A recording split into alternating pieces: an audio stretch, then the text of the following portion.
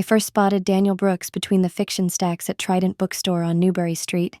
The April afternoon rain had driven more customers than usual into the cozy two-story shop, and I'd been lingering near the new releases, killing time before meeting friends for dinner. He caught me watching him and smiled instead of looking away. "Any recommendations?" he asked, approaching with a casual confidence that made my insides flutter. I wasn't the type to chat up strangers in bookstores, but something in his direct brown eyes made me pause. "Depends what you like." The conversation flowed from there. We discussed favorite authors, debated plot twists and character motivations, and 30 minutes vanished. By the time I glanced at my watch, I was already late to meet my friends. "I should go," I said, reluctant to end our literary debate about unreliable narrators. "Can I get your number first?" Daniel asked. "I'd love to continue this over coffee sometime."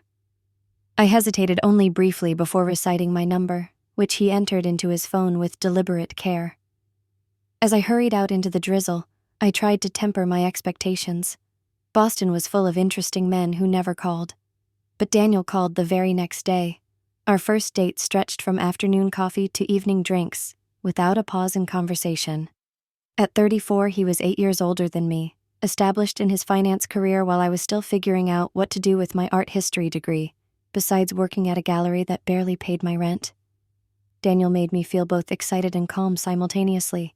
He listened when I talked about my passion for floral design, a sideline I developed in college, arranging centerpieces for friends' events. He asked thoughtful questions about my family in Connecticut, my college years, my dreams. For our third date, he cooked dinner at his Cambridge apartment, an impressive 2-bedroom with floor-to-ceiling bookshelves he'd built himself. For our 10th, he took me to a Red Sox game and taught me how to keep score the old-fashioned way. 3 months in, I was already imagining a future with him when Daniel asked me to come over for a serious conversation. My mind raced with possibilities. Was he ending things? Proposing already? Both seemed extreme. The reality was something I hadn't considered. "There's someone important in my life you need to meet," he said, sitting me down on his leather couch. "My daughter, Lily." I stared at him. "You have a daughter?" He nodded, pulling out his wallet and taking out a small photo. "She's 5. Her mother left when she was just a baby. It's been just the 2 of us since then." The photo showed a small girl with Daniel's eyes and a shy smile. My shock turned into 100 questions, but I started with the most obvious one. "Why didn't you tell me sooner?" "I've learned to be careful," he explained, his expression serious. "Some women run at the mention of a child. Others seem fine until they actually meet her. Then reality hits. I wanted to be sure about us first." While I felt a flash of hurt at his withholding something so fundamental, I understood his caution. A child changed everything. "I'd like to meet her," I said finally, though uncertainty lingered. I'd never imagined myself as a mother, especially not to someone else's child. Daniel arranged our meeting at a playground near his apartment the following weekend. I spotted her immediately on the swings, her legs pumping as Daniel pushed her higher, her laughter carried across the playground. "Lily," Daniel called as we approached. "This is my friend Sarah I told you about." She slowed the swing and studied me with those warm brown eyes, so like her father's but somehow more penetrating. I crouched down to her level, offering a smile that probably revealed my nervousness. "Your dad says you like to draw," I said. "Me too." Her shy smile made me feel something I wasn't expecting. By the end of that afternoon, we'd drawn chalk animals on the sidewalk and shared an ice cream cone. I was already falling for this kid who took her time with every question I asked. I started spending more time at their apartment. Daniel would cook, while Lily showed me her stuffed animal collection, each with its own elaborate backstory. I learned that she liked her sandwiches cut into triangles, not squares, and that she was afraid of the vacuum cleaner's noise. 6 months after Daniel and I began dating, my apartment lease was ending. "Move in with us," he suggested one night after Lily was asleep. "You're here most of the time anyway." The decision should have felt like a big deal, but it didn't. It just made sense. I packed up my tiny studio apartment and moved in with them. Being a sort of parent was tougher and better than I expected. I learned to braid Lily's growing hair, starting with simple ones and working up to French braids and fishtails after watching YouTube videos. I packed her lunches for kindergarten, cutting apple slices thin like she liked and including notes with simple words she was learning to read. Nights were the toughest part. Lily often woke up with nightmares she couldn't explain, reaching for me when I came to check on her. "The shadows move," she'd whisper, pointing to her closet door. I developed a ritual of checking all the shadowy corners with a special monster flashlight before bedtime. "All clear," I'd report, tucking her in with an extra hug. When Lily's fever hit 102 degrees, I stayed up all night checking her temperature. Daniel brought fresh washcloths for her forehead while I held her too warm body. When she started ballet classes, I sat cross-legged on the viewer's bench every Saturday morning, taking videos of her trying her best at please to send to Daniel when he had to work. The first time she called me Mom was accidental, a sleepy murmur as I tucked her in. We both froze, her eyes suddenly wide and anxious. "Is that okay?" she asked in a small voice. I swallowed the lump in my throat. "If it feels right to you, it's okay with me," I told her, though I glanced at Daniel for confirmation. He nodded from the doorway, eyes suspiciously bright. By the time Lily's 8th birthday approached, we had settled into a comfortable rhythm as a family. Daniel suggested we celebrate at her favorite science museum, followed by dinner at the Italian restaurant she loved for its buttered noodles. "I have something special planned," Daniel told me the night before, a secretive smile playing on his lips. At the museum, while Lily was engrossed in the butterfly pavilion, Daniel pulled me aside. "I need you both for this part," he said mysteriously, collecting Lily and leading us to the gemstone exhibit. "Lily has something she wants to show you," he said, nudging her forward. She reached into her small purse and pulled out a velvet box, looking excited. "Open it," she urged. Inside was a delicate diamond ring with small sapphires on either side. "Dad let me help pick it," Lily explained proudly. "The blue ones are for your favorite color." Before I could process what was happening, Daniel took the box and dropped to one knee. "Sarah Thompson, will you marry us?" he asked, emphasizing the plural. Lily bounced on her toes beside him, clearly in on the plan. "Please say yes," she stage whispered. Through tears, I nodded, unable to form words as Daniel slipped the ring onto my finger. Lily threw her arms around my waist. "Now you'll be my real mom," she declared. Other museum visitors applauded and a staff member offered to take our photo, the three of us beaming, my left hand prominently displayed with its new sparkle. The engagement brought a wave of joy and celebrations. My parents drove up from Connecticut for a dinner party, instantly charmed by their future granddaughter. My college friends threw an engagement brunch, cooing over photos of Lily and asking about wedding plans. But as summer faded into fall, subtle changes crept into our routine. Daniel's work schedule grew more demanding, with last-minute trips that left me juggling Lily's school and activities alone. When I'd call during these trips, he sometimes answered distracted, ambient noise, suggesting he wasn't in business meetings as claimed. "Where are you?" I asked once, after hearing what sounded like a child's voice in the background. "In the hotel restaurant," he answered quickly. "Some family at the next table." I accepted his explanation, though I still felt a bit uncomfortable. The problems kept adding up. Daniel mentioned a conference in Chicago, but his flight receipt, which I saw while cleaning, showed Denver. He said he lost his company credit card when I noticed it missing from his wallet, but I later found receipts for restaurant meals on days he'd told me he was working late at the office. "Is everything okay with work?" I asked one evening as we cleaned up after dinner, Lily already bathed and in bed with a book. "You seem stressed lately." "Just the usual pressure," he said, kissing my forehead. "This merger is taking everything out of me." I wanted to believe him. After all, we were planning our wedding for the following spring. We'd put a deposit on a venue, and Lily was ecstatic about her flower girl dress, with its layers of tulle.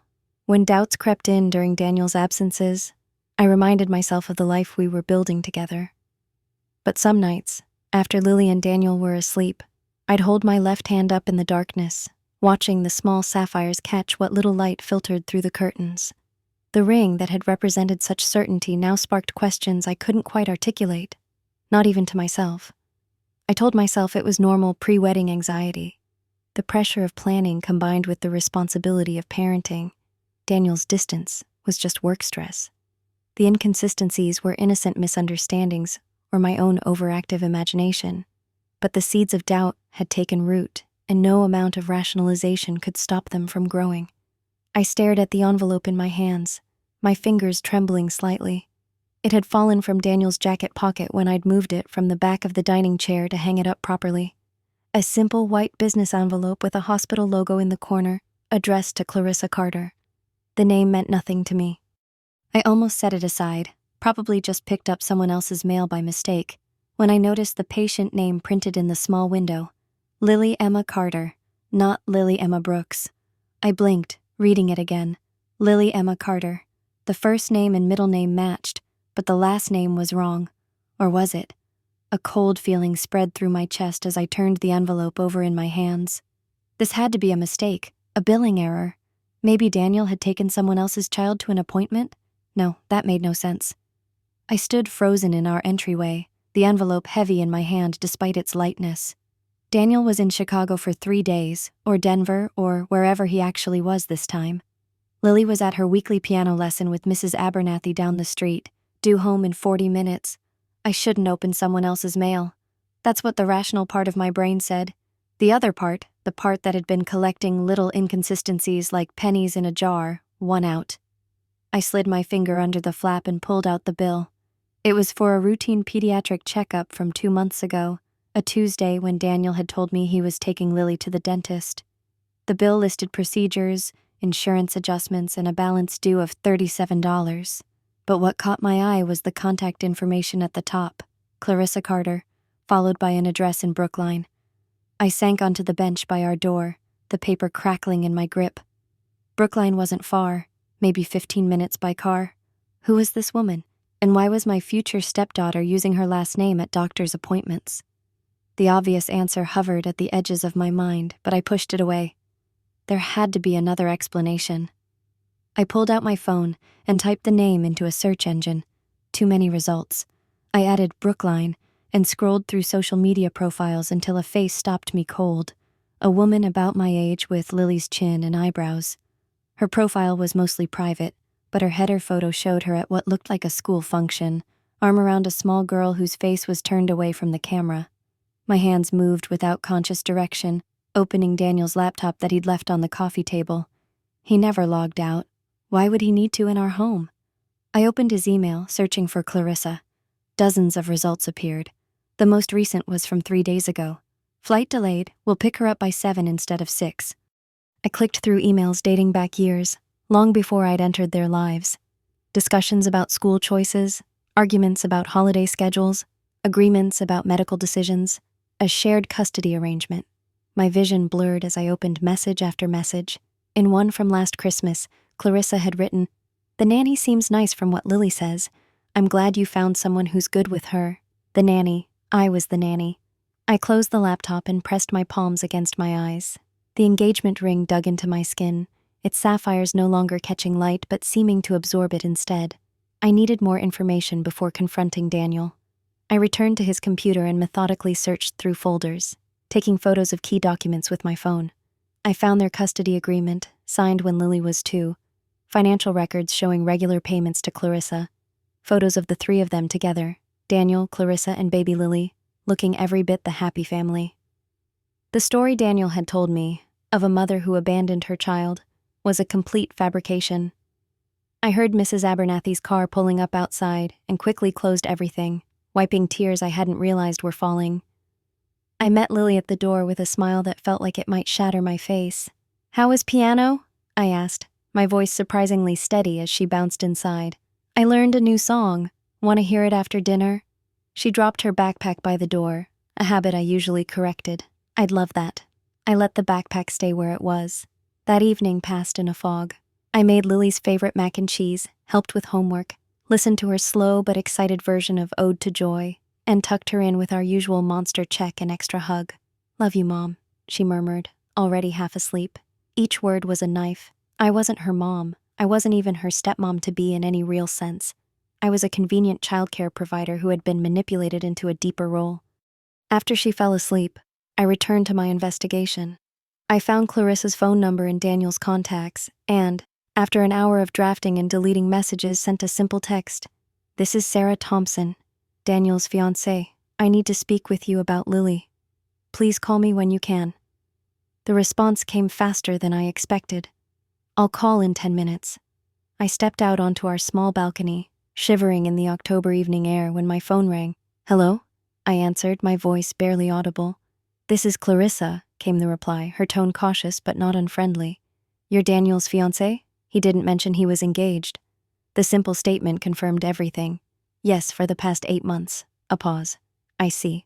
And you wanted to talk about Lily?" My voice caught. How to explain? "I just found out about you, about the custody arrangement. Daniel told me you left when she was a baby." The silence that followed was heavy. When Clarissa spoke again, her voice had hardened.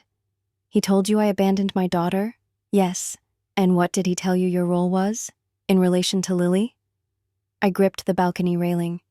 "He introduced me as his girlfriend, then fiancée. Lily calls me Mom." Clarissa's sharp intake of breath was audible. "She calls you—" She stopped herself. "Sarah, I've been told for the past 2 years that you're Lily's nanny, a live-in nanny who helps when Daniel has custody." The world seemed to tilt beneath me. "I'm not a nanny. I'm his fiancée. We're supposed to get married in the spring." "Oh my God," her voice cracked. "That absolute bastard." We talked for nearly an hour, comparing notes and timelines. Clarissa had joint custody since their separation when Lily was 2. Daniel had Lily Wednesday through Saturday. Clarissa had her the rest of the week.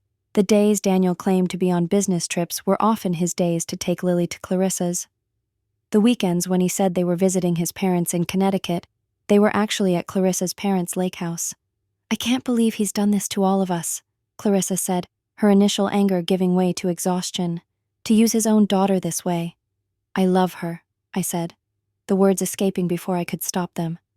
"I've raised her for 4 years." "I know you have," Clarissa replied softly. "Lily talks about you all the time, the crafts you make together, the special monster checks at bedtime." Tears spilled down my cheeks. "What do we do now?" "First, we make sure Lily is protected from as much of this mess as possible," Clarissa said firmly.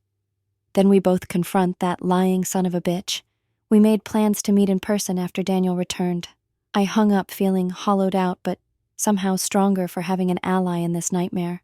The next 2 days passed in a strange limbo. I went through the motions of normal life with Lily while carrying the weight of what I knew.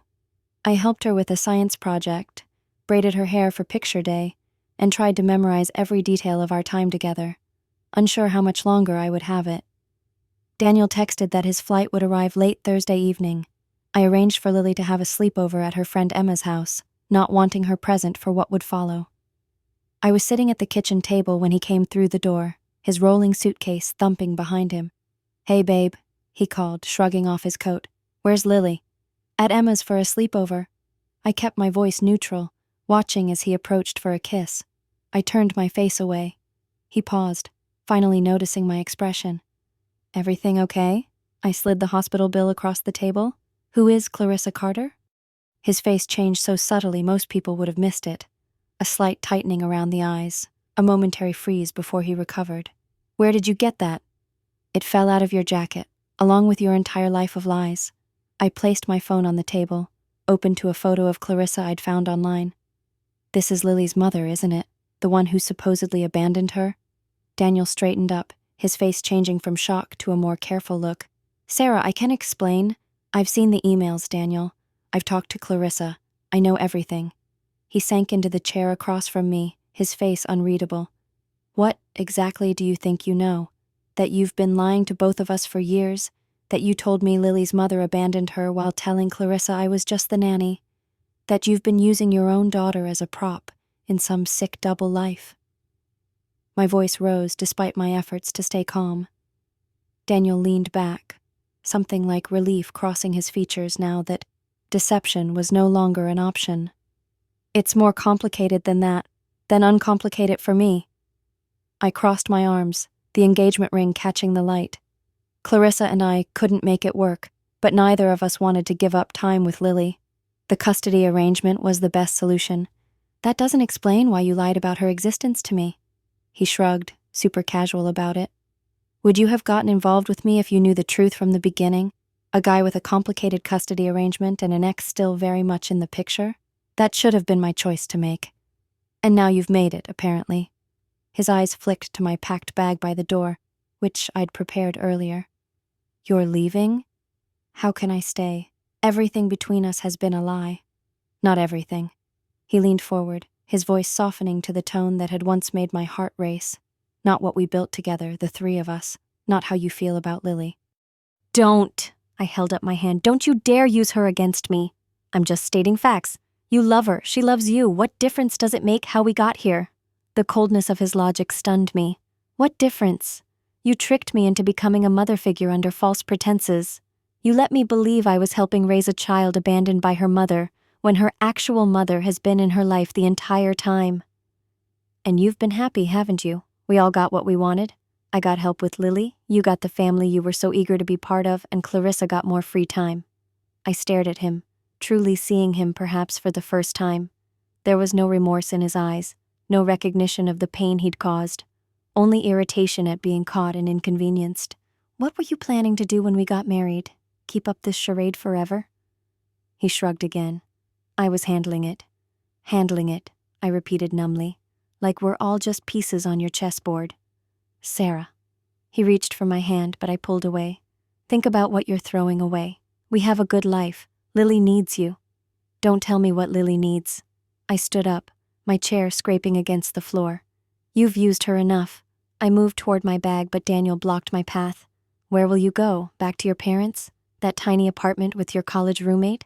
You've built a life here. A life based on lies. I stepped around him. I'd rather have nothing that's real than everything that's false. I grabbed my bag. Just clothes, toiletries, my laptop, and the beaded necklace Lily had made me for Christmas, strung with uneven purple and blue beads that spelled Mom in the center. I couldn't bear to leave it behind. She'll be devastated, Daniel called after me, his final attempt to make me stay. I paused at the door, not turning around. I've already talked to Clarissa. We'll figure out a way to explain this to Lily together, without you spinning more lies. The apartment door closed behind me, with a soft click that belied the finality of the moment. In the hallway, I leaned against the wall, the weight of everything I was leaving behind threatening to crush me. But as I walked to the elevator, each step put distance between me and the beautiful fiction I'd been living in. The truth was painful, but at least it was real. And somewhere in that reality, I would find a way to keep my promise to Lily, that no matter what happened between the adults in her life, my love for her would remain constant.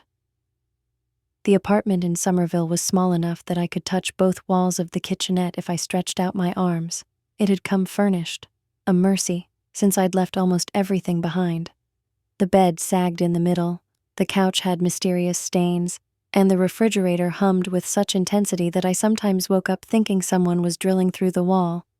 But it was mine, paid for with my gallery salary and the emergency fund my parents had insisted I maintain, even after moving in with Daniel. I'd been here 3 weeks, 21 days of waking up alone, of reaching for Lily's hand when crossing streets only to find empty air beside me. 21 nights of checking my phone for messages from her that never came. Daniel had blocked my number from Lily's iPad the day after I left. My text to Clarissa went unanswered for the first week. I understood her caution. I was a stranger who had been inadvertently entangled in her family's life through deception, but the silence was still devastating. I sat cross-legged on my bed, laptop open to a therapist's website. Dr. Amara Patel specialized in relationship trauma and grief counseling. Her rates were steep, but the gallery had finally approved my request for better health insurance after 4 years of promises. I clicked book appointment before I could talk myself out of it. The confirmation email arrived instantly. Thursday, 2 p.m., 3 days away. I closed my laptop and stared at the wall, where I'd taped up the only photo I had of Lily and me together. A selfie from the Science Museum the day Daniel proposed. Her gap-toothed smile pressed against my cheek, both of us making fish faces at the camera in front of the aquarium exhibit. My phone buzzed with a text. I lunged for it, heart racing, then deflated when I saw it was just my mother checking in. "How are you holding up, sweetheart?" I typed back, "I'm fine. Found a therapist." 3 dots appeared, disappeared, then reappeared. "We're so proud of you.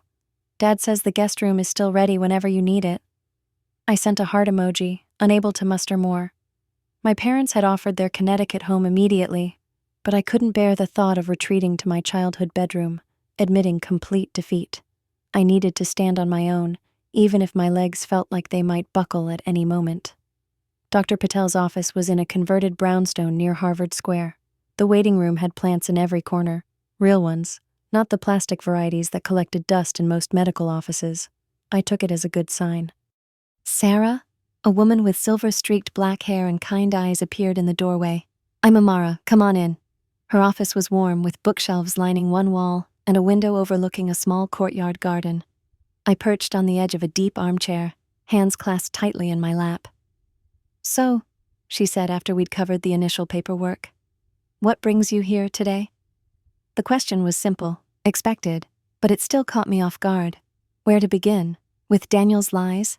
With Lily calling me mom for the first time? With the hospital bill that had shattered my reality? "I lost my family," I said finally. Except they were never really mine to begin with. The story spilled out in disjointed pieces.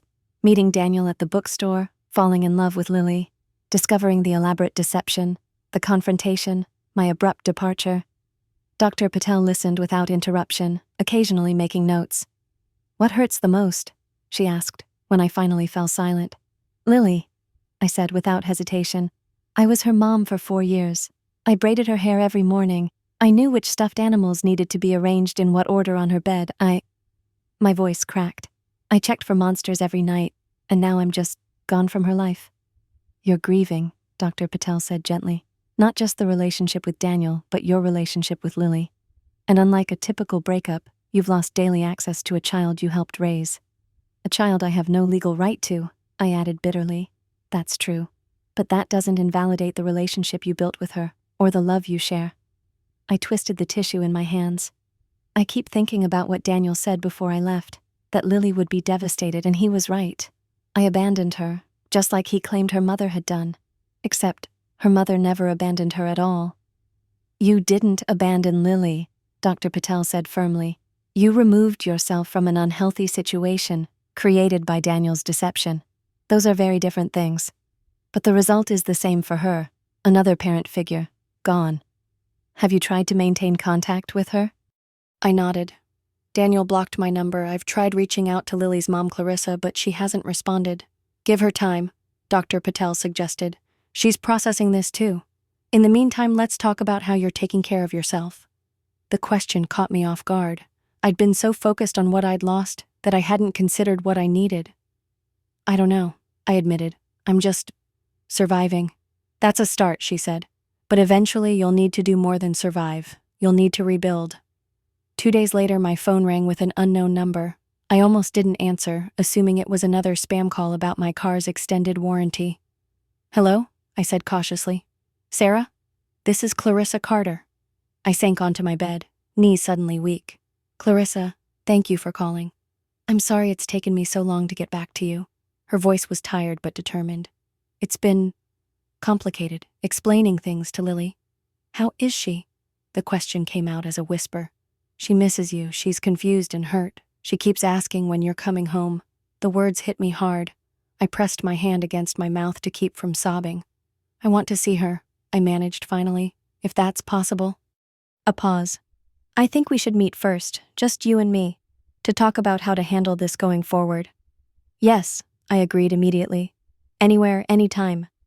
There's a cafe in Boston Common near the Frog Pond. Tomorrow at noon, I'll be there." After we hung up, I sat still on the bed, feeling both hopeful and scared.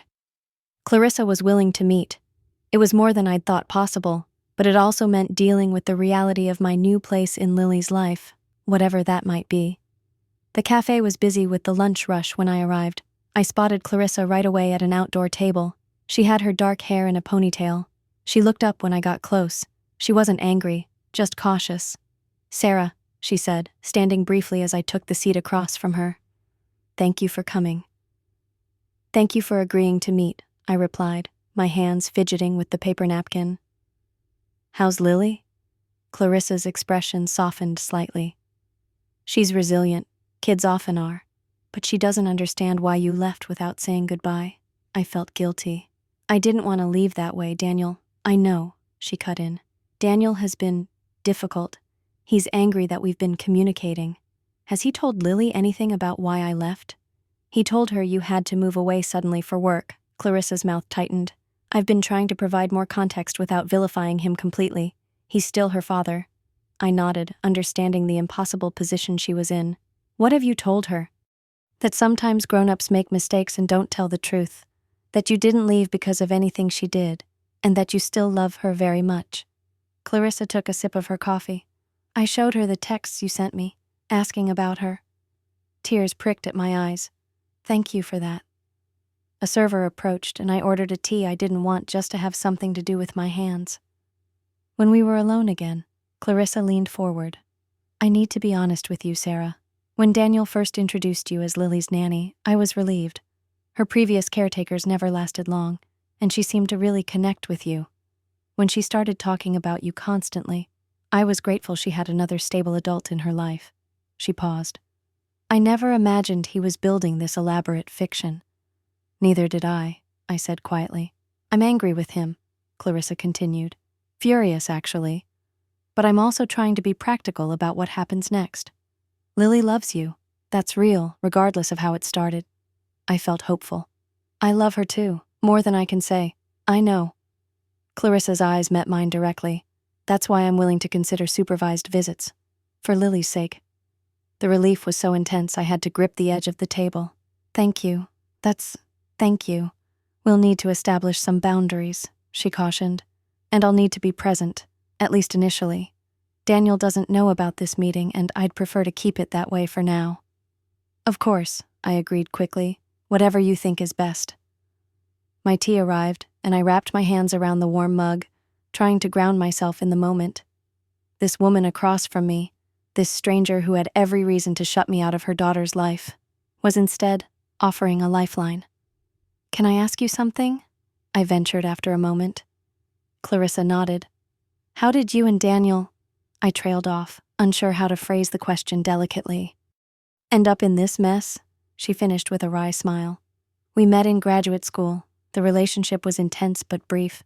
When I got pregnant, we tried to make it work, but it became clear we weren't compatible long-term. The custody arrangement seemed like the best solution. She sighed. Daniel was always good at compartmentalizing his life. I just never realized how far he would take it. I nodded, finally understanding. When can I see Lily? This weekend, Clarissa decided. Saturday afternoon. There's a playground near Jamaica Pond she likes. I'll text you the details. As we finished our drinks and prepared to leave, Clarissa paused. Sarah, I want you to know. I don't blame you for any of this. We were both deceived by someone we trusted. Her words lifted a weight I hadn't realized I was carrying. We weren't friends, not yet, but we were allies in our concern for Lily. It was a start. The playground was busy with weekend activity when I arrived. Children swarmed over the equipment while parents chatted on benches or hovered nearby with watchful eyes.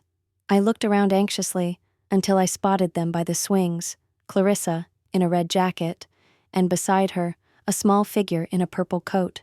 Lily saw me at the same moment. She froze for a heartbeat, then broke into a run. Sarah, she cried, launching herself at me.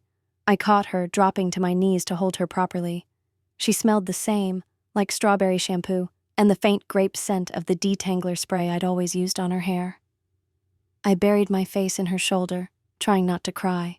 You came back, she said, pulling away to look at me with serious eyes. Dad said you had to move for work. I glanced up at Clarissa, who had approached more slowly. She gave me a slight nod, permission to be honest, within reason. I did move, I said carefully. But not for work. Sometimes grown-ups need to live in different places, even when they care about each other very much. Like me and Mom and Dad, Lily said, nodding with the wisdom of a child who had grown up with divided households. Yes, like that. I smoothed her hair, noting that someone had attempted a French braid that was already coming loose. But I've missed you so much. I missed you too, her face clouded. Are you coming home now? The question hit me hard. No, sweetheart, I have my own apartment now. But I'm hoping I can see you sometimes, like today. She thought about this, scrunching up her face. Can I see your apartment? I looked to Clarissa again, who stepped forward. Maybe someday, Lily. For now, let's enjoy the playground, okay? Lily just shrugged it off like kids do, grabbing my hand. Come push me on the swings. I can go higher now.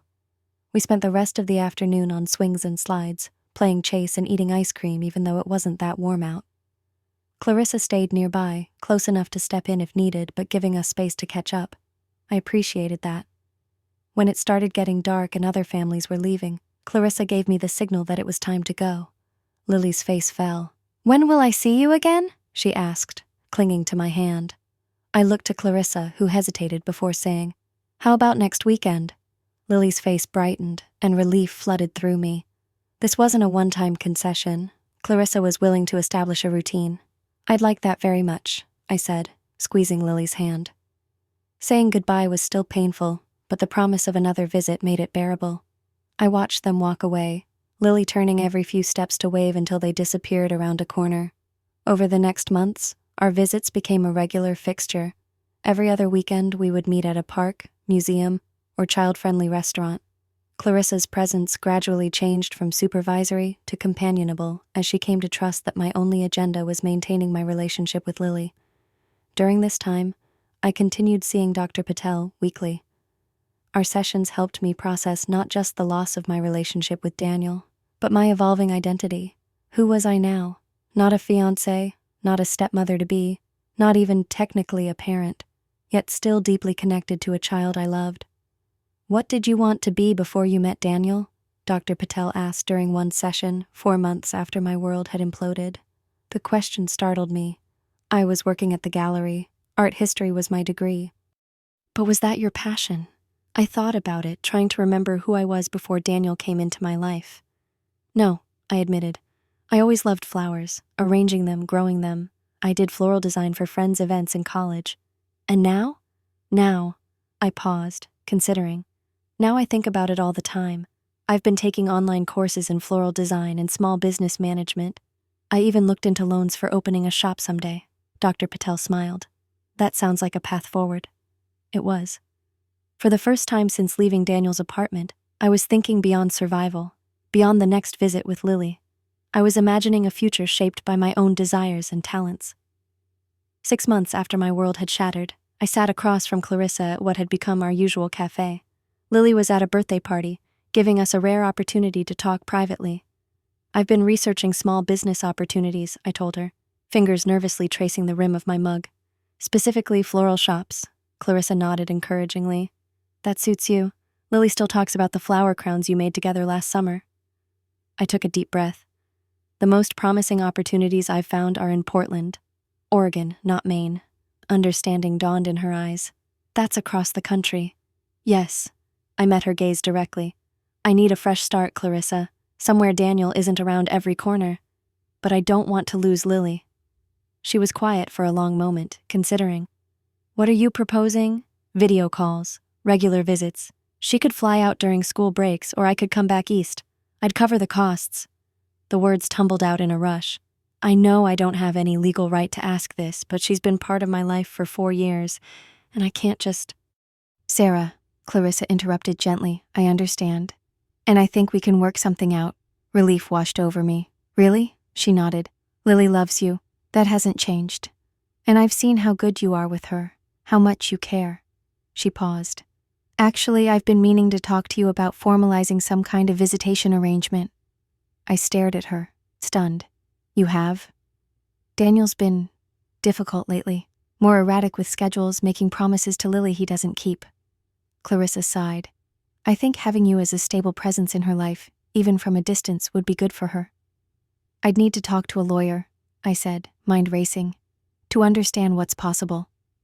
"I'll support whatever makes sense," Clarissa assured me. "We can figure out the details." As we continued talking, planning, I felt something I hadn't experienced in months. Hope. Not just for myself and my new business venture, but for my relationship with Lily. A relationship that might change shape, but wouldn't have to end. Telling Lily about my move was one of the hardest conversations I'd ever had. We sat on a bench in the public garden, watching ducks glide across the pond while Clarissa gave us some privacy. "I'm going to live in a new city called Portland," I explained, holding her small hand in mine. "It's very far away, but I'll still see you." Her brow furrowed. "How?" "We'll talk on video calls, like you do with your grandparents in Florida. And you can visit me during school vacations. if that's okay with your mom and dad. Lily considered this, her expression serious. Will you have a guest room for me? Absolutely, I promised, with purple walls, just like you've always wanted. And can we still make flower crowns? Every time you visit. She leaned against me, processing. I wish you didn't have to go so far away. Me too, sweetheart. I wrapped my arm around her shoulders. But sometimes grown-ups need to make big changes, and no matter where I live, I'll always be your Sarah. She looked up at me, her brown eyes so like Daniel's, but filled with an openness he had never possessed. My bonus mom, she declared. The term caught me by surprise. Your what? My bonus mom.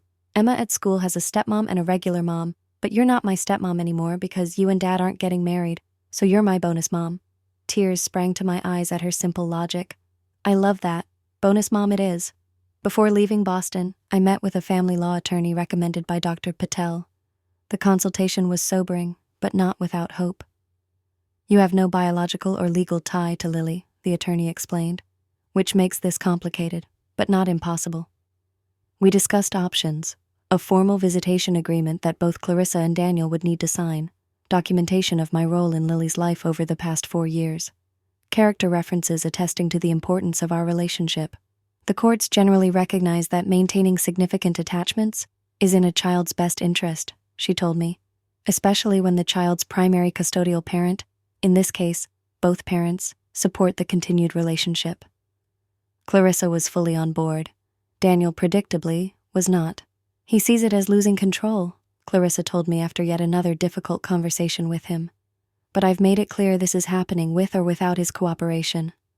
In the end, Daniel grudgingly signed the agreement, likely realizing that fighting it would cost more, in legal fees, time, and Clarissa's goodwill, than it was worth to him. The day before my flight to Portland, I met Lily and Clarissa at our favorite ice cream shop for a proper goodbye. Lily presented me with a handmade card covered in glitter and drawings of flowers. For your new flower shop, she explained proudly. You can hang it on the wall so everyone knows it's yours. It will have the best spot, I promised, carefully tucking it into my bag. As we hugged goodbye, Lily whispered in my ear, 3 weeks until spring break. I'm counting the days, I whispered back. Walking away was still painful, but different from the night I'd left Daniel's apartment. This time, I wasn't leaving Lily behind. I was creating a new kind of relationship with her, one built on honesty and choice rather than deception. That evening, I filed the last piece of paperwork my attorney had prepared, a formal visitation agreement signed by both Clarissa and Daniel, recognizing my ongoing role in Lily's life. It wasn't adoption or legal guardianship, but it was protection, a shield against Daniel's whims or future attempts to sever my connection with Lily. As I sealed the envelope containing copies for my records, I felt a sense of closure. The life I had believed was mine had been built on lies, but from those ruins, I was constructing something real, a business born from my passion, a relationship with Lily based on mutual love rather than obligation, and most importantly, a future that belonged to me. The bell above the door chimed as I arranged a cascade of peonies in a vintage blue vase. Spring in Portland brought a steady stream of customers to bloom again, especially on Saturday mornings when the farmers' market drew crowds to the neighborhood. I'd been open since 7, and my fingers already bore tiny nicks from thorns and scissors. Be right with you, I called without looking up, securing one last stem in place. No rush, a male voice replied. I'm enjoying the view. I glanced up to find a guy about my age, checking out the wall of arrangements behind the counter. He wore a navy jacket with the sleeves pushed up, showing off forearms that were tanned even though the Pacific Northwest rarely gets any sun. When he turned toward me, his smile reached all the way to his eyes. Can I help you find something? I asked, wiping my hands on my apron. I need a birthday arrangement for my sister, he said, approaching the counter. Something that says, I remembered your birthday without Mom reminding me this year. I laughed. That's specific. When's her birthday? Tomorrow. I know. Last minute. He ran a hand through his hair, looking sheepish. I'm Jonah, by the way. Jonah Miller. Sarah Thompson, I replied, extending my hand. And don't worry, I can definitely help with a last-minute birthday arrangement. As I showed him options and asked about his sister's preferences, I noticed how attentively he listened, asking thoughtful questions about different flower combinations, He settled on an arrangement of tulips and ranunculus in vibrant pinks and oranges. "Perfect," he said when I showed him a sample. "She'll love it." While I worked on the arrangement, Jonah wandered around the shop, pausing at the small table where I displayed handmade cards from local artists.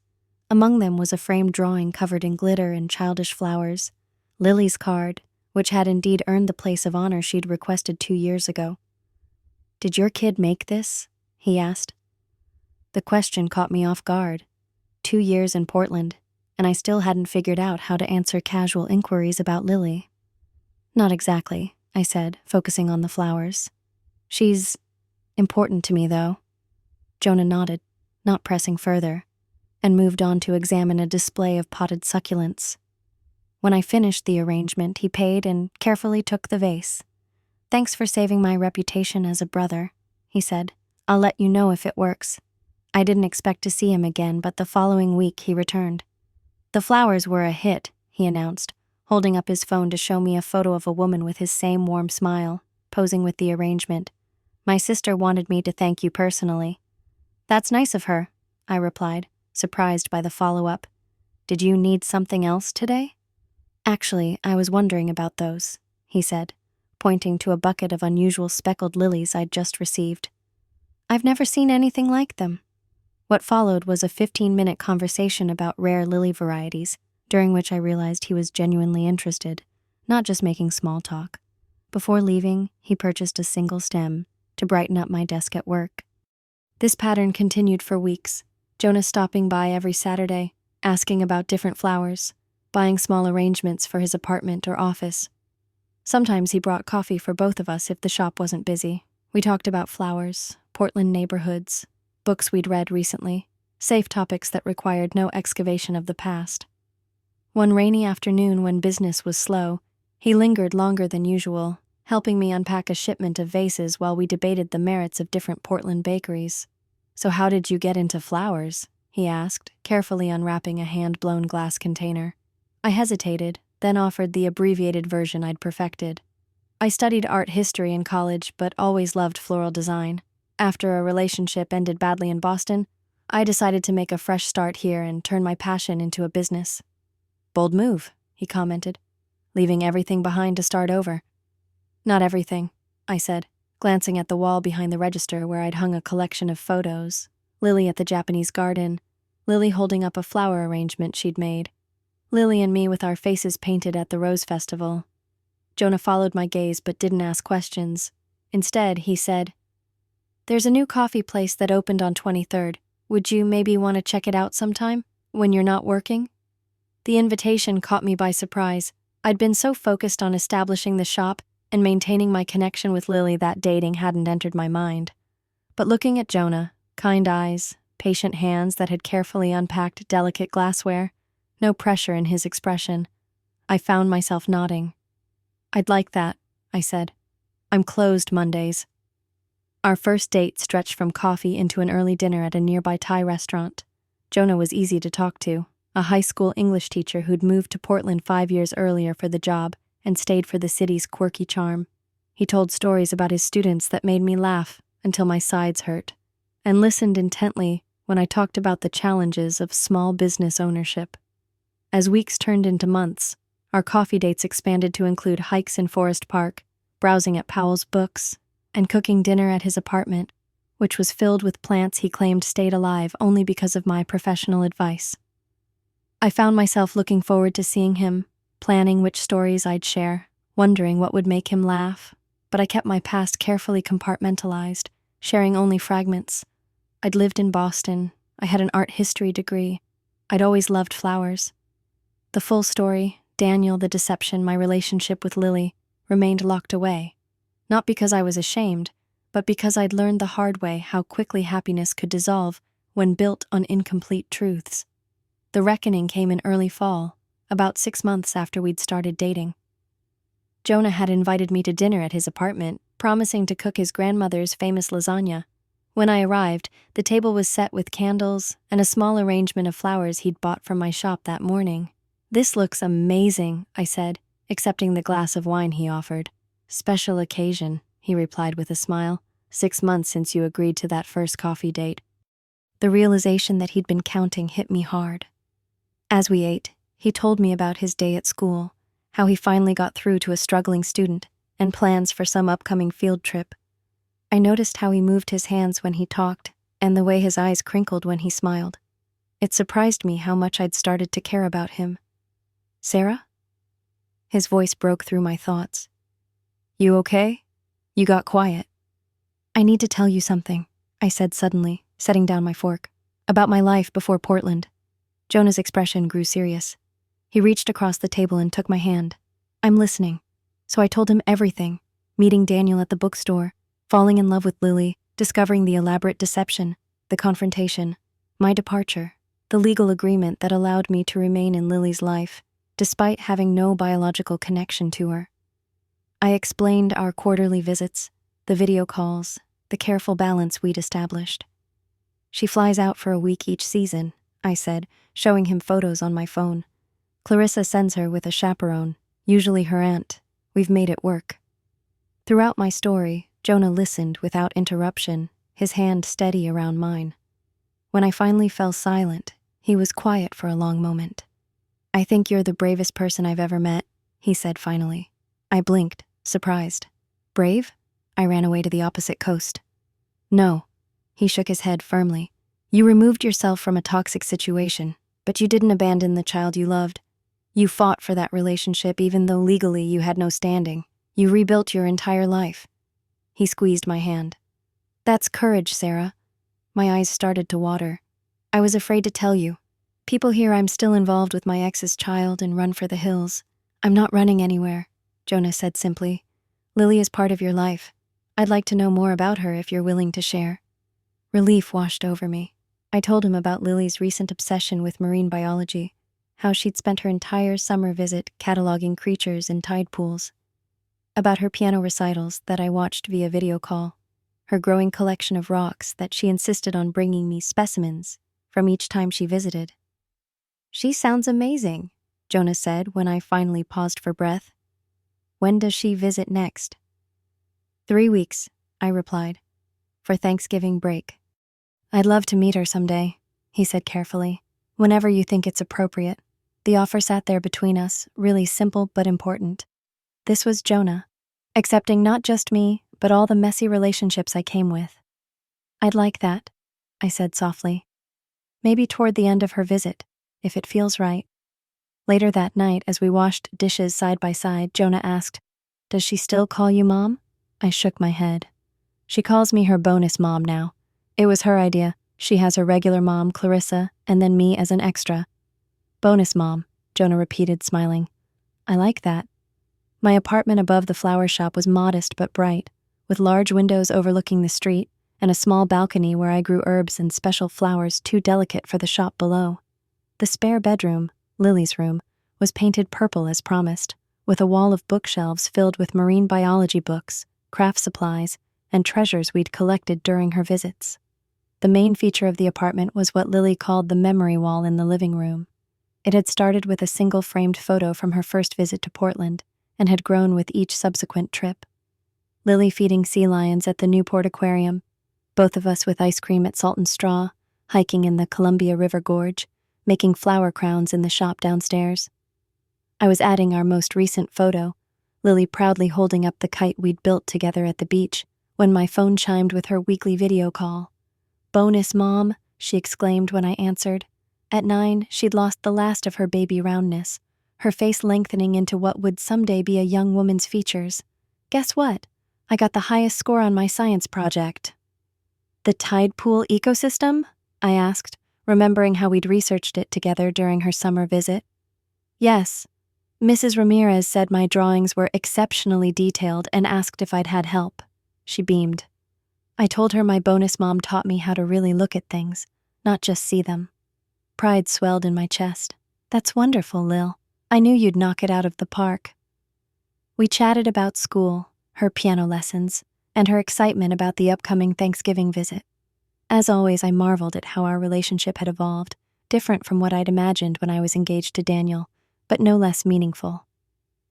"Dad's taking me to New York next month," she mentioned casually. "He says we're going to see the Rockettes."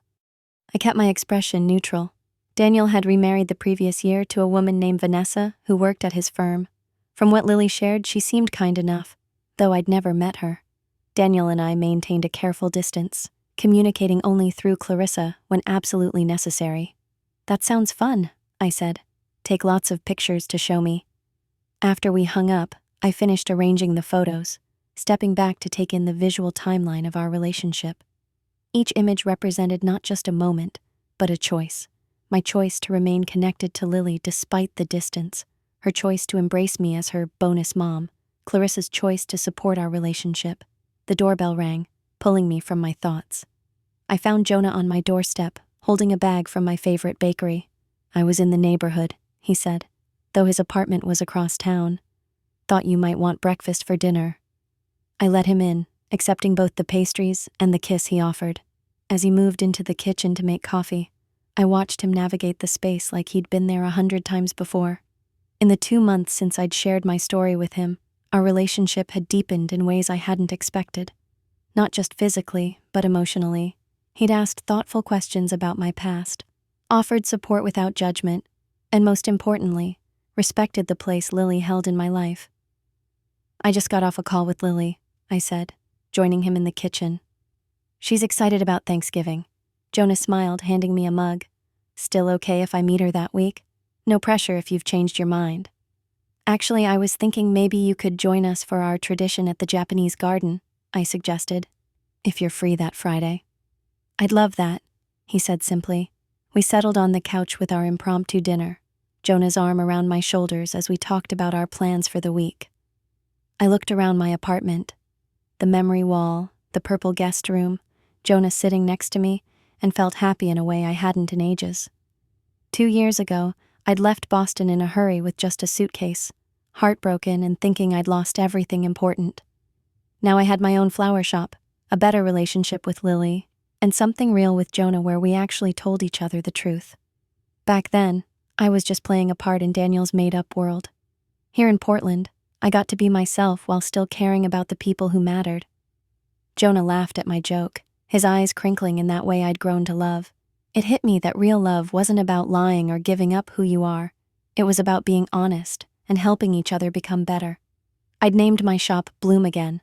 It wasn't just about the flowers I worked with every day, but also about getting my life back together, one step at a time.